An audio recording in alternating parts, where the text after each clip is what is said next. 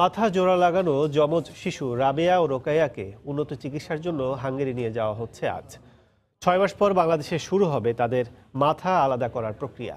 প্রধানমন্ত্রী শেখ হাসিনার আর্থিক সহায়তায় শিশু দুটির চিকিৎসা শেষ পর্যন্ত চালিয়ে নেওয়া হবে বলে জানান স্বাস্থ্যমন্ত্রী মোহাম্মদ নাসিম।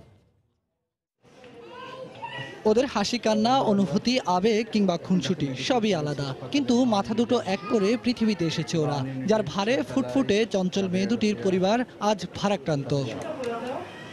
পরপর দুটি সফল অপারেশনে আলাদা করা হয় রাবেয়া রোকাইয়ার প্রধান রক্তনালী। এবার উন্নত চিকিৎসার জন্য বিদেশ পাঠানোর পালা। শুক্রবার রাতে পরিবারের সঙ্গে একজন চিকিৎসক সহ বাচ্চা দুটিকে পাঠানো হচ্ছে হাঙ্গেরিতে। সেখানে চিকিৎসার পর আবারও মাথা জোড়া লাগানো অবস্থাতেই দেশে ফিরিয়ে আনা হবে তাদের।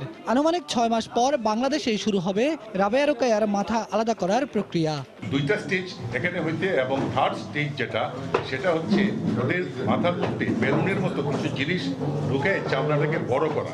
কারণ যখন বাচ্চার মাথা দুইটা সেপারেট করা হয় তখন একটা বিরাট গ্যাপ হয়ে যায়, সেটা বন্ধ করতে হবে।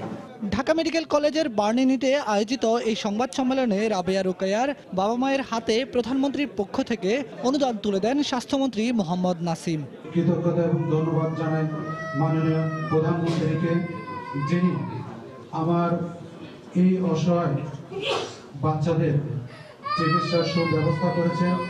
ভালোভাবে ফিরে আসুক, সুস্থ হয়ে যেন আমার আপনার সন্তানের মধ্যে যেন ঘুরে বেড়াতে পারে, খেলতে পারে, এটা আমরা সবাই কামনা করি। আমরা সবাই আশা করব হাঙ্গেরি এবং আমাদের বাংলাদেশের চিকিৎসকরা সবাই মিলে এদেরকে সুস্থ জীবন ফিরে দেবে আল্লাহর রহমে।